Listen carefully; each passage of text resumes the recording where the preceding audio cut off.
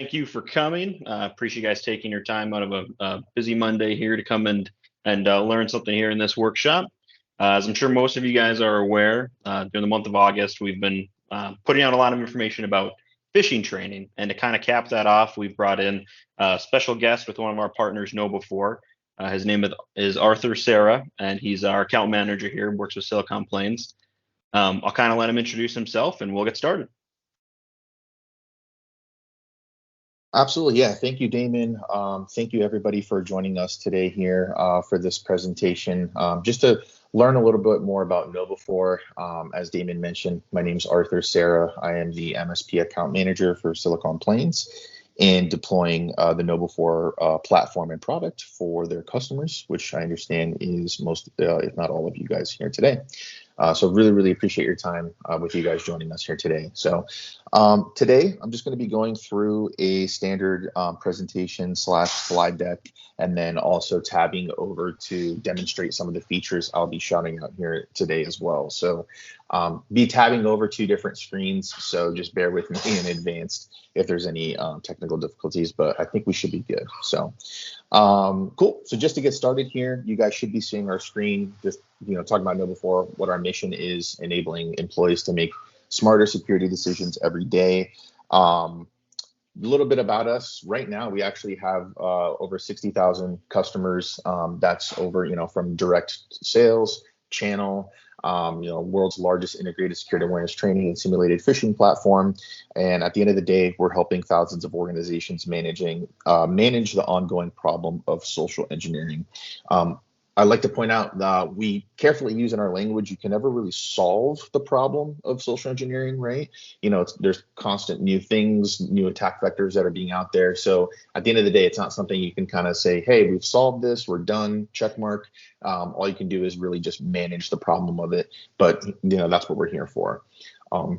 Our CEO and executives, employees are industry veterans in IT security, different departments with global sales, courseware development, customer success, and technical support teams worldwide.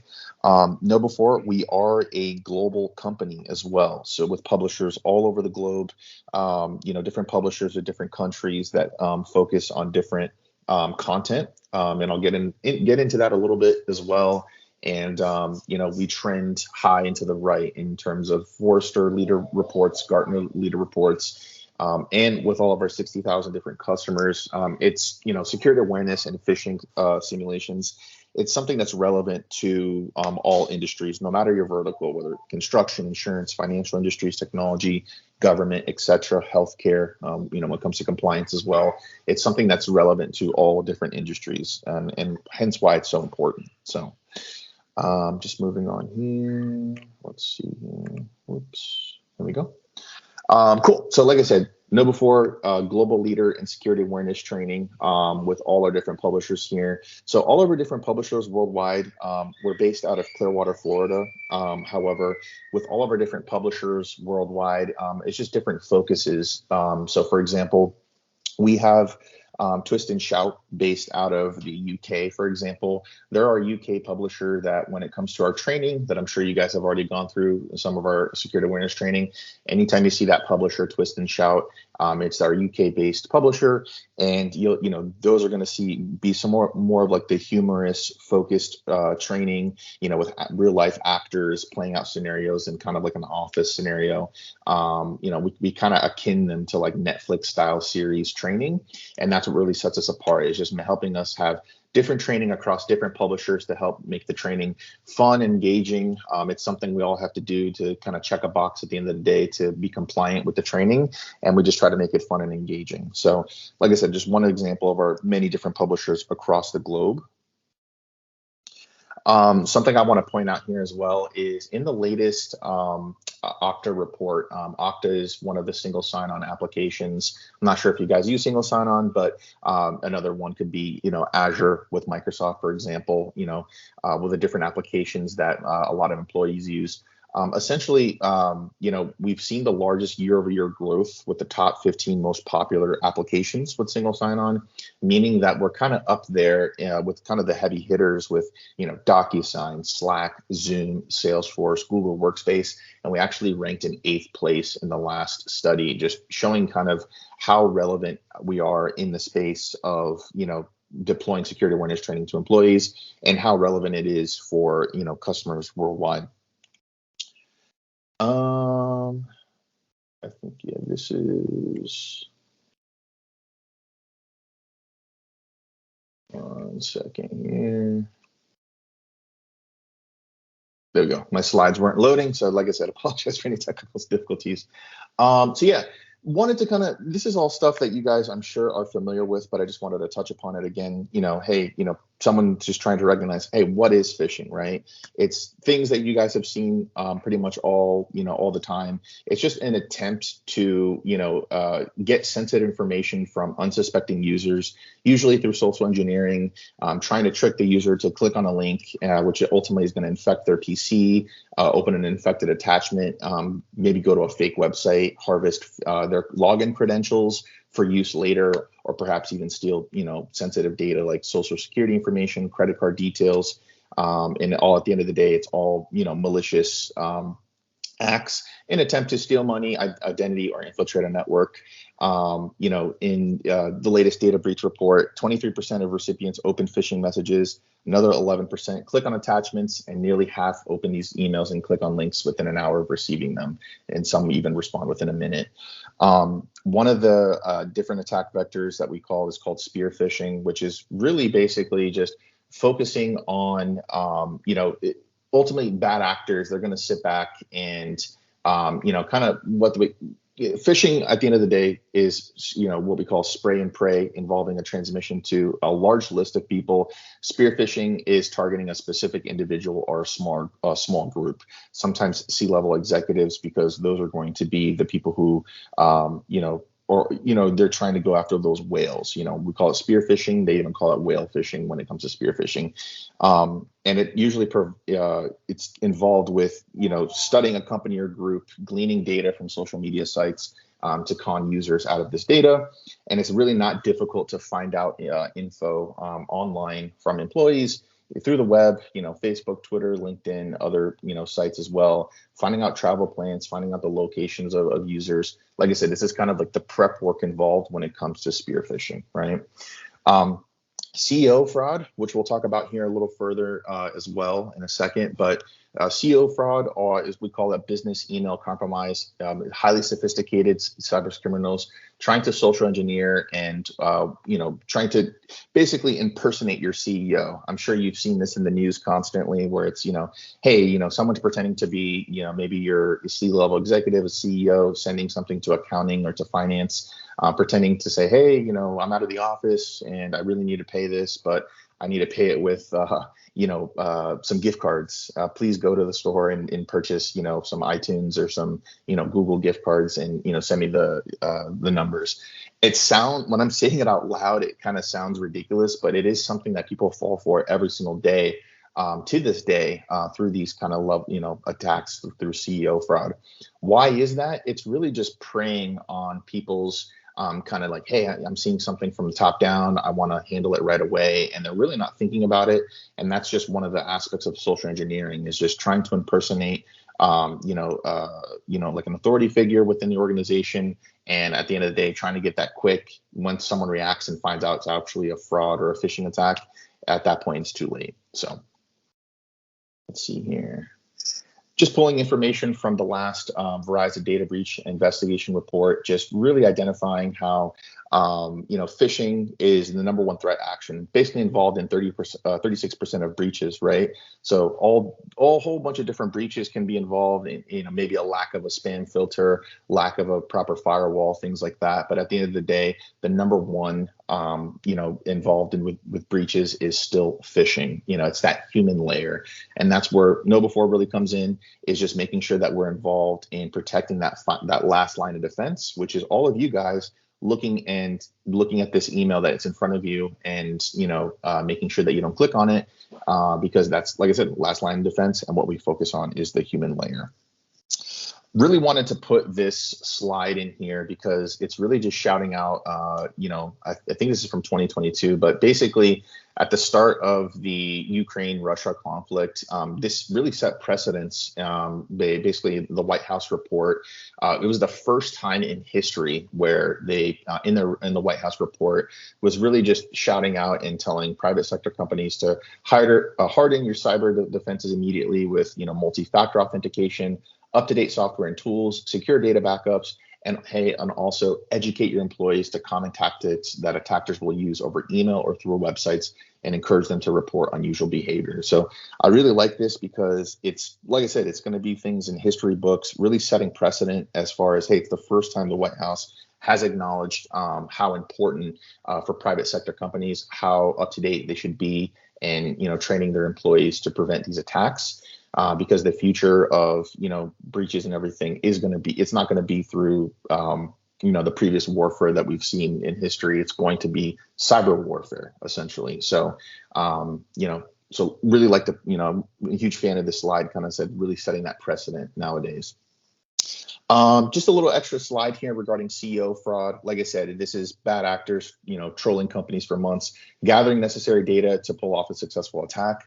Like I said, it's really just sending a phish to impersonate, someone that you think is within the organization. And, it's attacking that person's instinctual response, like, oh, I need to help right away. This is from my CFO. This is from human resources. I need to act fast. And like I said, it sounds kind of, they say hindsight is 2020. And, you think like, well, how could we ever fall for this? But it happens every single day. And it's really just, preying on that user's insecurity and wanting to react right away. The damage, of course, causing fraudulent wire transfers, massive data breaches. Something I also want to point out, too, Uber was very obviously a public company. I'm sure everybody recognizes that company was involved in a data breach late last year due to CEO fraud. And this is another precedent that was set. The chief information officer for Uber actually was prosecuted and went to jail, I think for either 10 months or 9 months or something like that. But it's for the first time in history where like an executive who's responsible for making sure employees are trained, having the most proper up-to-date security awareness, and preventions in place, didn't meet those standards and actually went to jail because of this. Not only because of the financial damage for the organization, but because of it's mostly the kind of embarrassment, public shame. I'm sure you've seen, hey, whenever, a cell phone company, I won't name any names, like, oh, they were part of this security breach. It's kind of the intangible damage that's like, oh yeah, maybe I was thinking about maybe doing business with them. I'm not going to do that anymore because of that breach, because of that damage. And it's always the intangibles that we want to look out for, that people don't really think about when it comes to the damages involved with security breaches, CEO fraud, spear phishing, etc. So what really sets us apart, like I said, getting into our platform, we're huge fans of using real world attacks. So I'm going to get into that in a second. Using simulated phishing exercises to, send the most relevant phishes to your users. Don't do this alone as well, right? So this should, when you're deploying KnowBe4 with the organization, it should be kind of like an all hands on deck approach from everybody in each department to make sure, hey, we're doing our training once a quarter, we recommend, and making sure that users are going through those monthly phish tests. Don't try to train on everything. So I'm going to get into this in a second as well. We actually have something important called assessments, which if you guys aren't using at the moment, we highly recommend you use it, really to just get a granular approach on what are your weak areas for security awareness, and let's train on that. Let's focus on that, right? Making it relevant and treating your program like a marketing campaign. So like I said, this is just a little taste of what I'm going to get into here for the rest of the presentation. So something I really want to point out is what really sets us apart. We have categories within the security awareness training platform called reported phishes of the week, current event of the week, current event of the month. So if you guys aren't using these categories within your platform, highly recommend it. The one I want to point out here, reported phishes of the week. We actually have a team that their job within KnowBe4 is just to sit around and identify the trends that our customers are reporting to us with suspicious emails they're receiving. So something that's part of your subscription, hopefully you guys are using it. If you're not using it, recommend starting to use it, is basically the fish alert button, right? So if you get a suspicious email, what do you do with it? You should be using what we call the fish alert button. If it's a know before test, the email just disappears. You get a congratulations message telling you, hey, good job. This was actually a test. Keep doing this action kind of thing. If it's literally anything else, just a suspicious email that you've spotted, you're sending it for someone to review. Basically, as long as you give us permission, this is all within your account settings, all of those copies of those suspicious emails are sent to this team, and that's their job every single week to identify what are the reported phishes of the week. So they're sitting around looking and saying, hey, what are the top most, reported emails that we're receiving? We're seeing trends of what people are receiving, and we defang them, for lack of a better term, and turn around and use it for phish testing for our customers. So we're huge believers in making sure we test users on the latest and greatest scams, fraud attempts that are out there. So you guys aren't just getting like, yep, hey, here's the standard check your password email kind of thing. We want to make sure that you guys are constantly being phished and trained with the most relevant stuff that's out there. So this is a example of what we really want to point out to, like what we call our social engineering red flags. As you look at this, this is what we consider social engineering red flags, things that people should be paying attention to once they fail a phish test or when they're looking at a phishing email. So, hey, who is sending you this email? Does it look like this, domain is spoofed? Hey, is this sent to you while, basically do I normally get this type of email? These are all questions you should be asking yourself, hey, when did I receive this email? Did I get this during regular business days or business hours rather? Or, hey, I got this at 3 a.m., in the middle of the night kind of thing. All these little things should really be kind of cueing you in on, what you should be looking for. So just to show you exactly what this is, hopefully this doesn't break the presentation, but we will. Cool. Perfect.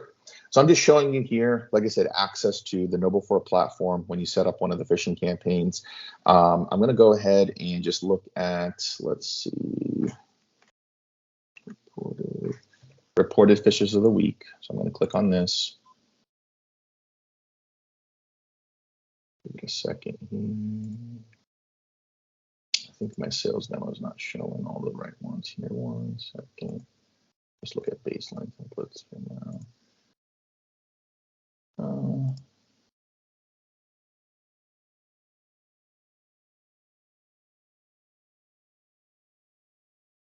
Take a couple different categories here.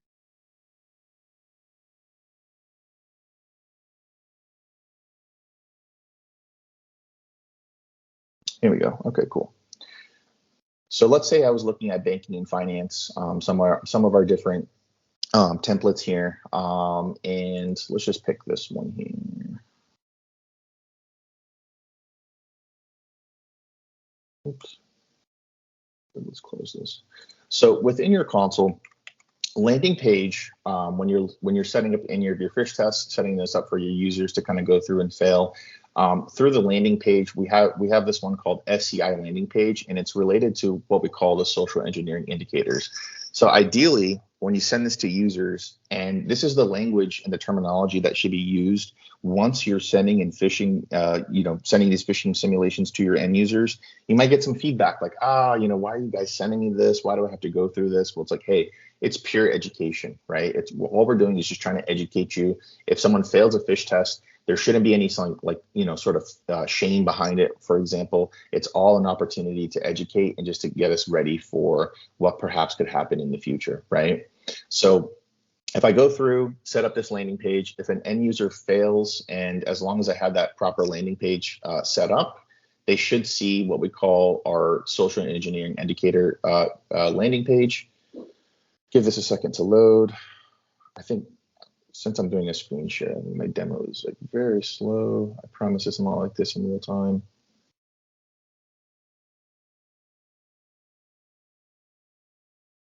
Give it a second. Let's try this again.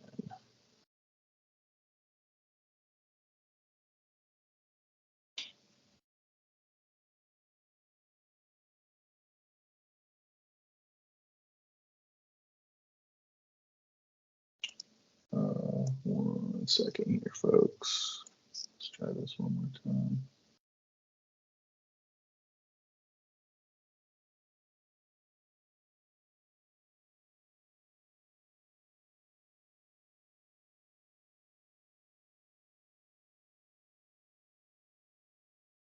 And this is what I feared.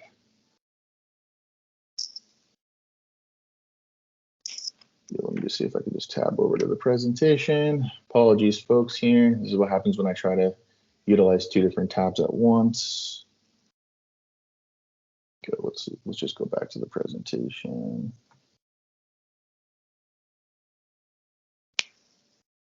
If it loads.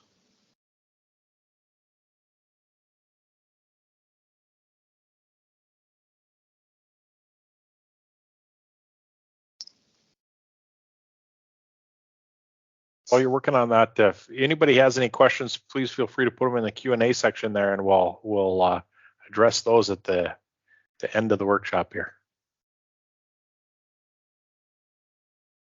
Yeah, let me just, here we go. Boom.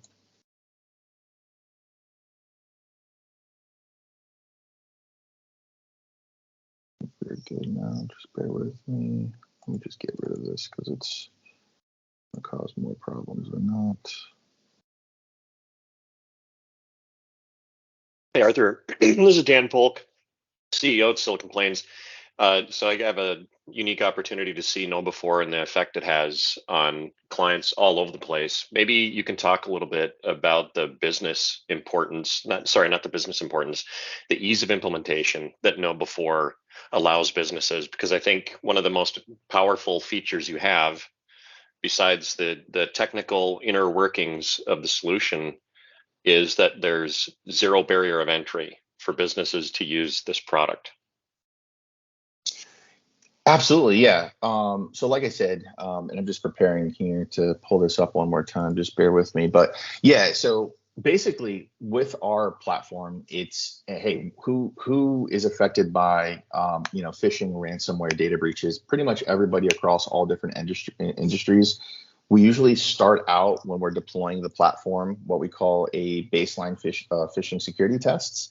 And really that helps gather information on, hey, what's your baseline, your baseline phishing percentage of people who are failing tests. We look at that number and really attack that number throughout the year. And really it's just as simple as, hey, let's sit back, send you an initial test, see how your users react. After we get that reaction, after we get that score, then we can kind of sit back and continue to phish users and kind of get those percentages. And we want to track and see those percentages lowering, month over month. So, very little, barriers to entry in terms of using the platform. It's just sending phishing simulations, seeing how users react. And over time, we're going to be gathering data to see how users are, how they're reacting to those tests, how they're reacting to those phishes and everything. And ultimately, that's going to indicate on how we should be approaching training as well. So deploying that training, I'm going to try to pull up my presentation here, but we have assessments that once a user goes through and takes those assessments, you're going to get a granular view and attack the organization on, most relevant topics when it comes to security awareness. Maybe you have a strong, your users are strong and, doing fairly well when it comes to, security awareness, passwords and authentication and things like that. But once we take that assessment, we're actually just able to see like, hey, we have actually show that a handful of our users or most of our users, they're not doing really well when it comes to best of social media practices, for example. Like, what are the things that you might not even think about that you probably shouldn't be sharing on LinkedIn or Facebook or whatnot, or mobile device security as well. It's mobile devices, it's very common. I do it. Most organizations do it now, using your work email, using your phone, personal phone for, work purposes. Aside from just barring people from doing that from like a company policy, it's going to happen. And, it's not like we don't recommend people from doing that, but, there's some little things that people should be really looking out for in trying to, utilize, preventing, having a proper mobile device security for their company. So, and give me 1 second, folks. Pulling up that demo just crashed everything on my side here. So give me 1 quick second. Apologize here. While you're working on that, Mike Fink, you've been responsible for turning KnowBe4 on for a number of our customers. On a per employee basis, what would you estimate the monthly time commitment is to this for the businesses that have implemented it successfully? Actually, the from a user standpoint, there's not a whole lot that they need to do other than just be aware that the simulations have started. It gives them the opportunity to, at least have a heads up that it's coming.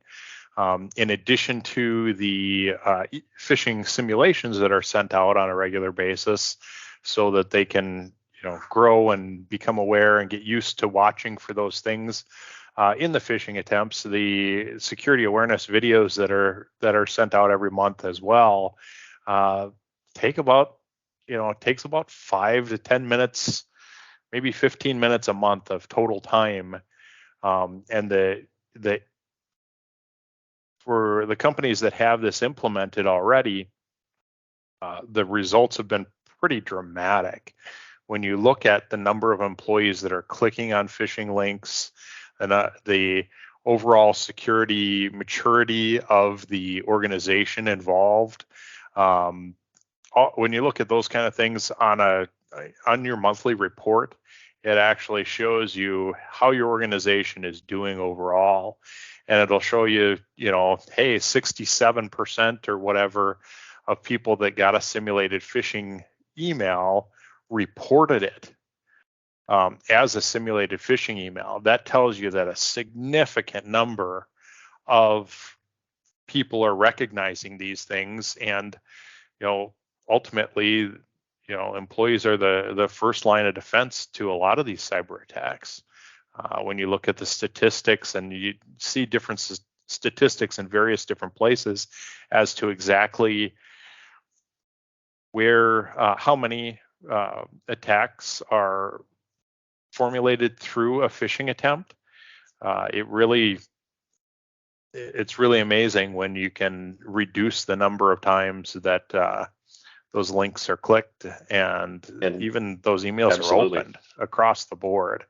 And speaking of clicked links, so we use this product internally on our own staff, and we get reports back too if we have internal people click on links. And it's been a long time since someone did, or it had been a long time since somebody did. And on that note, Devin, why don't you tell us what it's like to click on one of the links accidentally? Yes. So, I mean, I can attest it does happen as much as we harp on this stuff and as much as we do the training and everybody's aware. It does happen every once in a while where one of us will click on a phishing link. I'm the guilty one this time. I did happen to click on a link in our last round of training. So it's been a long time. I can't lie, but it does happen even to the best of us. So, and we're never going to let you live it down. I pretty much I'll never be able to hear the end of it. But from the user end or the user standpoint, when you do click on a phishing link, obviously it does tell you, hey, oops, you clicked on a phishing link. This was a simulated attack by your company. You kind of get an idea. Okay, well, made a mistake there. You'll be re-enrolled in some additional training, and then from there, you can kind of move forward and try to get out of the egregious harping from your fellow employees as they try to give you shit for probably about the next 3 months. So the relentless ribbing. Exactly. But yes, that's a little bit of the experience. If you do click on a link, it's it happens, and so you'll be able to go through that and understand what you did wrong, and then move forward so that it doesn't happen again, and you're more vigilant moving forward. Something that always bothers me is if there's a business, and we were guilty of this too, that wasn't running constant phishing training stuff in email. These simulated emails that come through and try to trick you. Your employees are clicking on phishing emails regularly, most likely without the training in place. They are so good these days. It's not nearly like it was where you could tell because it was, just a giant run-on sentence or all the punctuation was incorrect. Now they send you things that look exactly like a Microsoft email that says you need to change your Microsoft password It's been, some sort of time limit that your IT company put in place or what have you. And without this training in place, your employees are definitely clicking on this stuff. It's just maybe that one time that they clicked, the information they gave up couldn't be used against the business. Arthur, are you ready for us? Absolutely. Yeah. So I'm just going to talk through the rest of this here. I apologize. I think this moving over to the demo kind of broke my presentation here, but I do have on another screen here, not associated with this computer, what I'm able to talk about. So yeah, just kind of piggybacking off of those topics that you guys are saying in terms of, sending those fishes and everything. We're all guilty of it, right? The language and the message to employees when you're starting out with the fish simulations for users is, hey, there shouldn't be any real like shame behind failing a fish test. At the end of the day, we want to send these simulations to people, see how they react, and ultimately follow up with that and have an instant education for the user on what they should have been paying attention to, right? So those social engineering indicators, where's this email coming from? Do I usually get this kind of email? And if I hover my mouse over the link, where is it taking me? Is it taking me to like a fake website, or is it taking me where it should be taking me?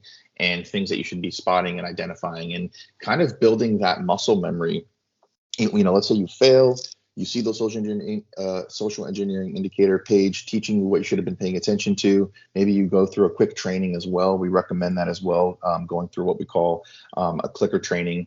And then once the users go through it, you kind of build like a muscle memory, and you get prepared for, what's going to be out there moving forward, right? And have that top of mind. Something that is within the console as well, in that we're huge proponents of our is reporting, right? So we have different categories of phishing, and categories of phishing could be like, let's say business email, brand knockoffs, social media, for example, HR seems to be the big one. And you should be sitting down, looking at those reports and saying, hey, what are our top clicked phishing emails across the company? Is it based on, if it's based on social media, should we have more training regarding that? If it's based on HR emails, we should probably have some more training about that as well. And having some sort of company-wide message to end users explaining like, hey, we're seeing trends of this being our top failed emails. These are the things you should be paying attention to prevent any, future network breaches and things like that, and to improve your reports as well, and what you should be looking at. Something that it was just kind of a fancy slide, just shouting out another feature we have within the console. If you guys aren't using it, we highly recommend you start using it. It's called ADA. Which stands for Artificial Intelligence Driven Agent. It's pretty simple. You guys have access to this within your console as well. Let's say you're going through phishing and you're sending those phishing simulations. People are clicking less and less. Maybe you have no clicks, months on end, or maybe, one clicker once in a while. Something that you should use to really kind of take it to the next level, and something we have within the platform, is called ADA. Essentially, it's an AI that is, its job is just to pick the toughest fish test for the end users, right? That way, as you're going through and sending those, we're sending those random fishes to users throughout the month, different times of the day. It's still kind of random, but now there's an AI that's gathered user information, basically what training they've taken, what training they haven't taken, what fishes they failed previously, what fishes they haven't failed, kind of thing. It's taking all this data, and its job is just to pick the toughest fish test for the user. So if you've gone through phishing for a while and you've kind of seen, hey, this isn't something that, where you're having like low scores essentially, which is good. It's the whole point of our platform, is users going through those low scores, clicking less and less. It's really what we recommend, just to kind of take things to the next level, is to deploy, perhaps use ADA and send those, use the AI feature to pick the toughest fish tests for the user moving forward. So looks like we are working now. Here we go. Perfect. I appreciate you guys bearing with me here. So yeah, like I said, just shouting out more, basically explaining what ADA is. Automatically choosing that best phishing test per user, and it's a unique personalized phishing campaign based on unique data that we've gathered for all the end user leveraging power of AI to basically, hey, how, if you're doing well against random fishes, great.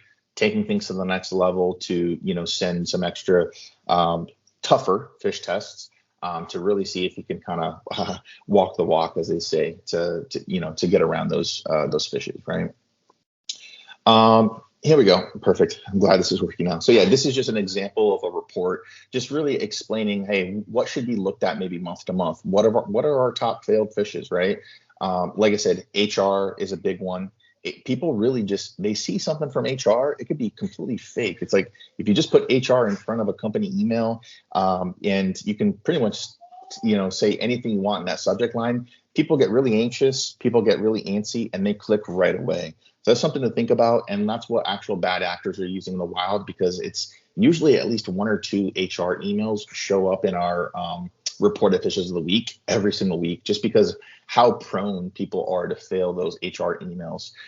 When it comes to social networking as well, LinkedIn seems to be a top failed fish as well. So we see trends all the time, but of course, when you have this report, you're sending these fish tests to your users. You want to be able to sit down, identify what are your top failed fishes across these categories, because these should be talking points moving forward. Okay. Go. Perfect. So this is an example of our assessments, right? So if you guys aren't using this already, highly recommend using it. I would show you in the mod store, but I don't want my presentation to break again. If you go to the mod store within your console, one of the content types is called assessments. We have two different ones. We have one called the Security Awareness Proficiency Assessment, and we have another one called the Security Culture Survey. Right now, I'm just looking at the SAPA, we call it, Security Awareness Proficiency Assessment. Essentially, this is a series of 23 questions, which it's not a quiz. It's not something you can study for to, improve your score and retake it kind of thing. It's just a one-time assessment.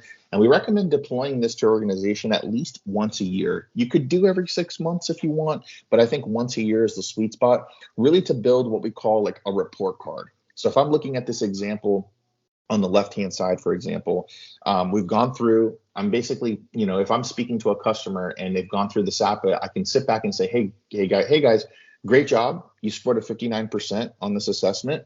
That's basically what your benchmark is for the year. And we want to help you guys improve that. We're going to do more fishing, more training. And the goal is we want to retake this a year from now and see how much you've improved. The goal is to be better than you were last year and improve on your weak areas. So if I look at these different bars here, and the text might be small, I'll just read them out. So in order of weakest to strongest, so I can look at this and say, hey, your weakest areas are passwords and authentication, mobile devices, and then we just keep going on in terms of weakest to strongest: incident reporting, internet use, social media, email security, and security awareness. So we categorize these different aspects within the assessment to really just hone in on weak areas for organization, because that is going to help us basically build our next training campaigns and put a focus area on those different topics.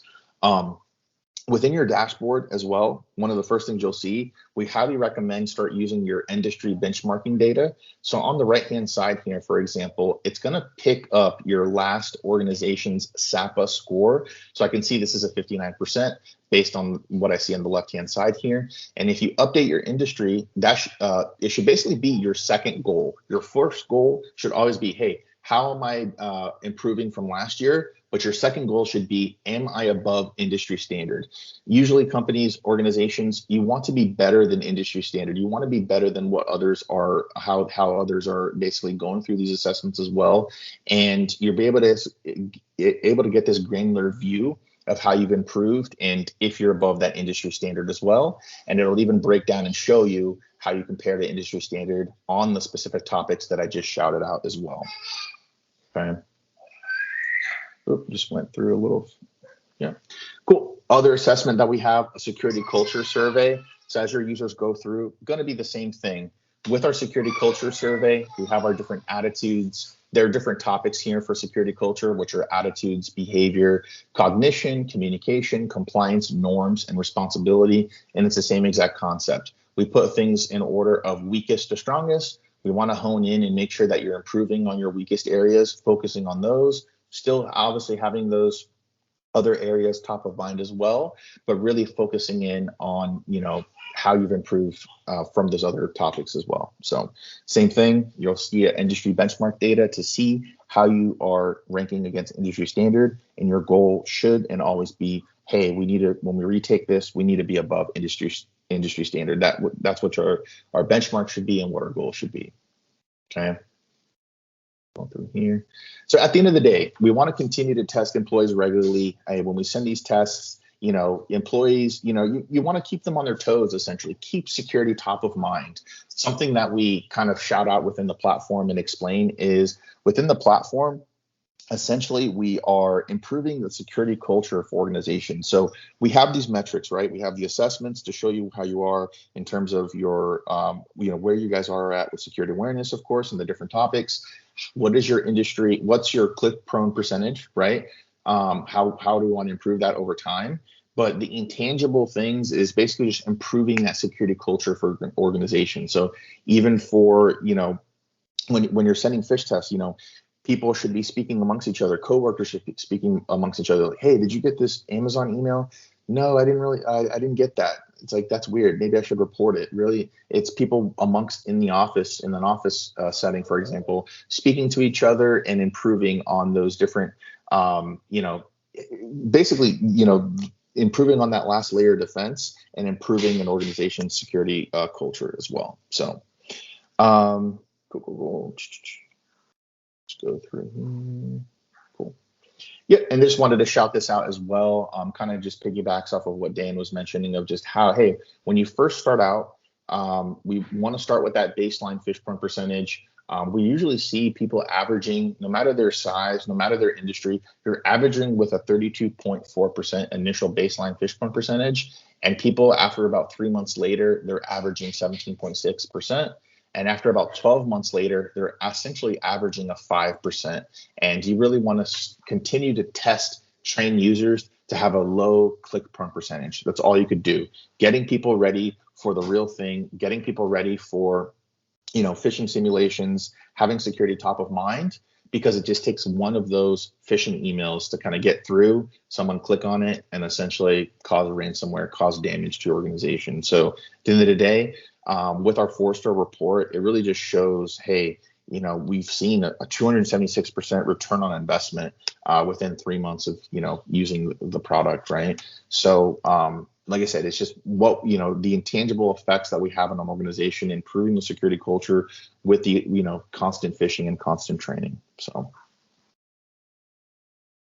and I think this is my last slide. So, did we have any follow-up questions about any of the topics we talked about, or I guess we can just jump straight into Q&A? Yeah, perfect. There's a couple questions here in the Q&A. The first one here is just, is this platform available to everybody on this call? That is answered in the Q&A, but we'll just answer that here again.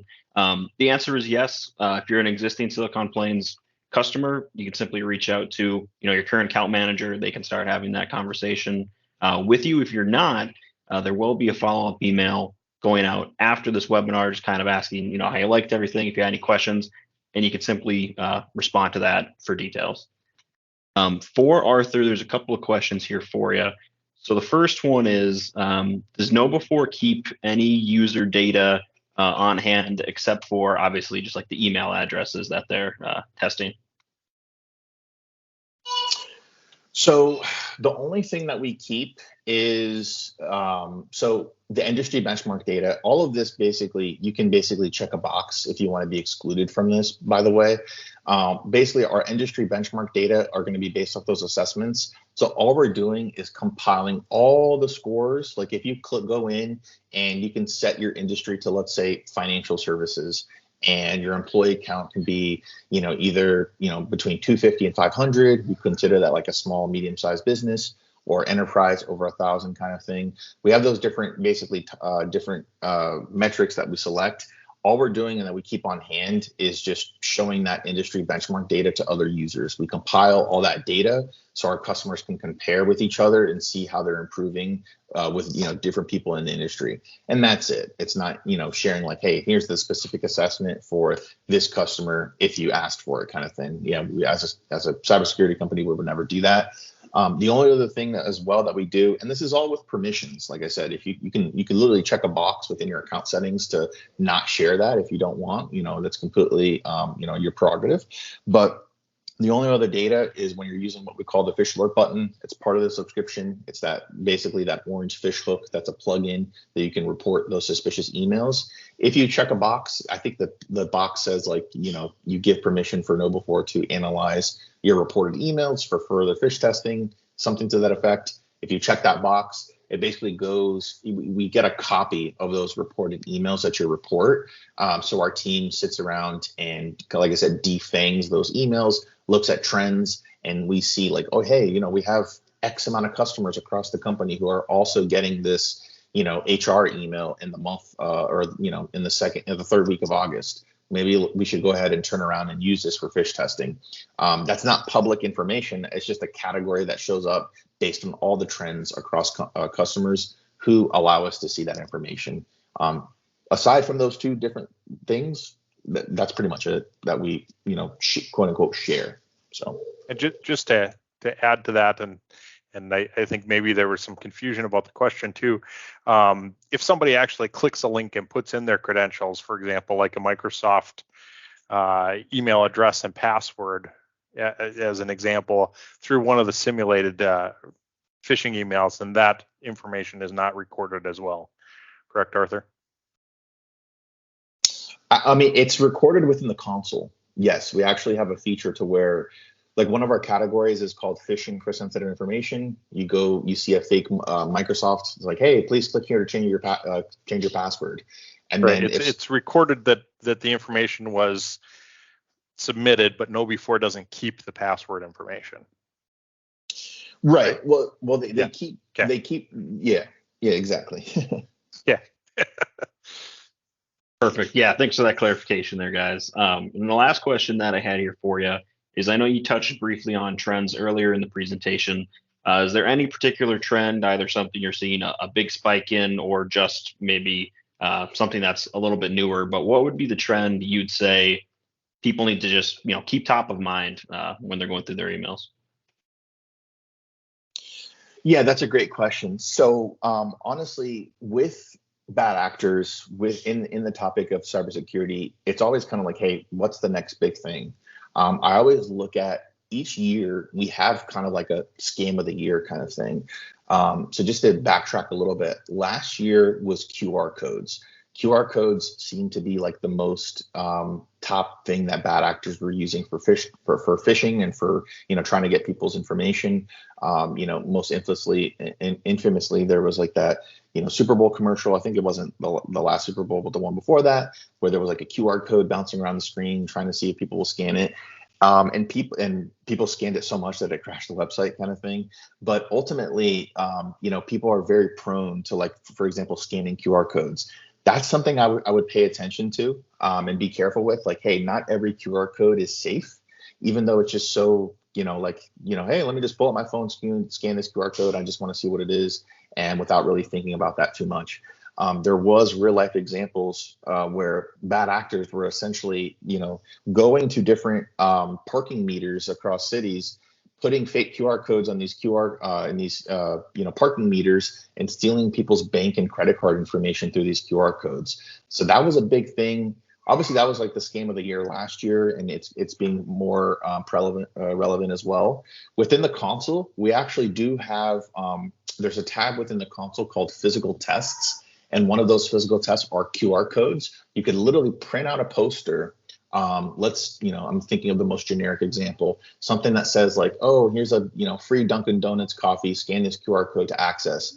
And you're able to print those posters out, put it in your workspace, somewhere that, people might scan it, bathroom, public area kind of thing. And you're able to see within the console who was scanning those QR codes. So that is something, like I said, not only can you test it within the console and see how people are failing, something that we have in the console people should be looking out for. That was for 2022, and obviously it's still relevant. For 2023, it's most definitely AI and chatbots. With the introduction of ChatGPT, AI, all these different AI tools that are helping us just improve our jobs, do tasks quicker. We're basically seeing a ton of different, deep fakes, people impersonating people's loved ones, for example, and saying, oh, I'm in a pickle, send me, I need this money kind of thing, sending like a fake voicemail through email, text message kind of thing, and people being kind of conned out of money. And we actually have new kind of training within our console. It was just released last month. And what are the different attack vectors when it comes to AI chatbots and ChatGPT, and things to be paying attention to. So QR codes, AI, ChatGPT, that's going to be the latest and greatest when it comes to kind of scams. Okay, perfect. Well, that just about wraps us up. Thank you, Arthur. Special shout out to you and Know4 for coming in and putting this on for us. Appreciate everybody stopping by and spending part of their Monday with us. Just a small reminder, we are going to have another workshop next month on data backup. So something to definitely, keep an eye out for. You'll be getting emails sent to you. And with that, everybody have a nice rest of your day.